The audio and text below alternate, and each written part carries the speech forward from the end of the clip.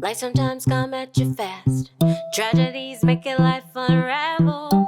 You feel like you wanna give up and stay knocked down. Even when your heart is shattered, you still got a life to live. You still got a life to live, so don't give up. We are beautiful miracles. We are beautiful miracles. We are beautiful miracles, so don't give up. Hello, everyone, and thank you for joining me again on my podcast, Beautiful Tragedy. If you like what you're hearing, would you please like, comment, share, and subscribe? In today's episode, I'm going to talk to you about my experience doing trauma-informed yoga. Trauma-informed yoga describes an approach to the practice that addresses the specific needs and symptoms of trauma survivors. Trauma does not just affect the brain, it affects the body also. Our bodies can hold on to trauma. Trauma can come from fighting or living in a war zone, abuse as a child or adult, having an alcoholic parent, experiencing a life-altering diagnosis, or a loved one's death. There are many ways that a person can experience trauma. A wonderful book that really talks a lot about how trauma affects the body is called The Body Keeps the Score by Bessel van der Kolk. I tend to be someone who likes kind of hardcore exercising. I like to sweat. I feel like I need to do kind of like boot camp style working out. So for me to slow down is something that I'm not really used to. And I've not been one who's really listened to my body. So when I was introduced to trauma-informed yoga, the teacher explained that it was invitational. You don't have to do what she's doing if it doesn't feel good to your body. The teacher gives you a lot of different options, and some of that might be staying in a restful pose the entire time. She always tells you that your pose doesn't have to match hers, and what she's saying you don't have to do. And it took me a while to adjust to that because I just wasn't really in tune with my own body. I knew that I had a lot of trauma locked into my body from my own experience of giving birth and losing my son within 12 days. Thankfully, our therapist told us early on after Jackson died that exercise is like taking a 10 milligram Zoloft. And I really took that to heart. Despite working out 3 to 5 days a week, my body remains a lot like after it did after I gave birth. I lost 20 pounds and my weight has stayed exactly the same.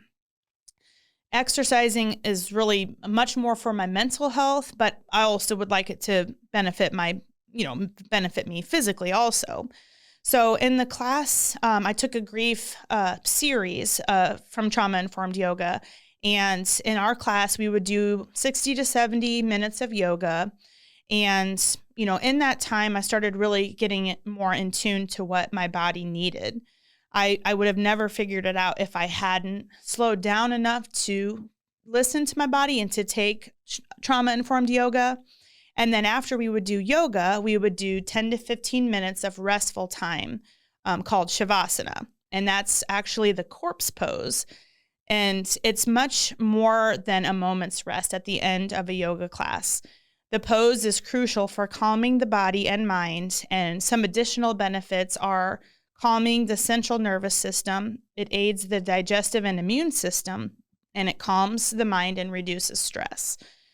I personally had several occasions where I was able to rest during Shavasana, and it was very good for my body. I had a very interesting experience with the Shavasana. I had one day where I was having a really good day, and I was really looking forward to that restful time because it seemed like very restorative to my body.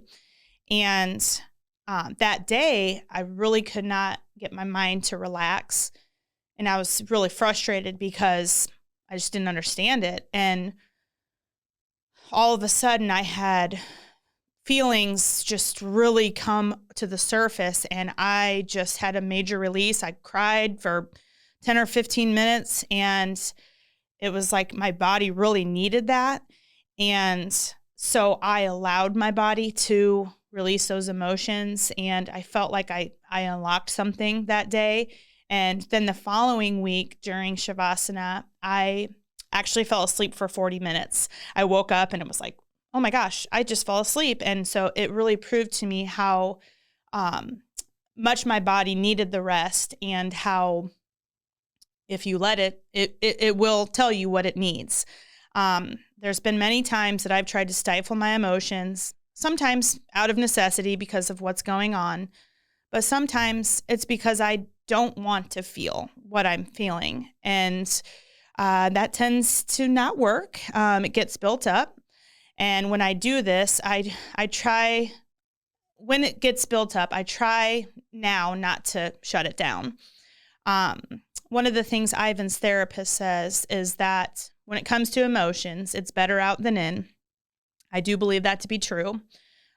Sometimes it's painful to let those feelings out, but if we don't, they end up building up inside and turning into bigger problems.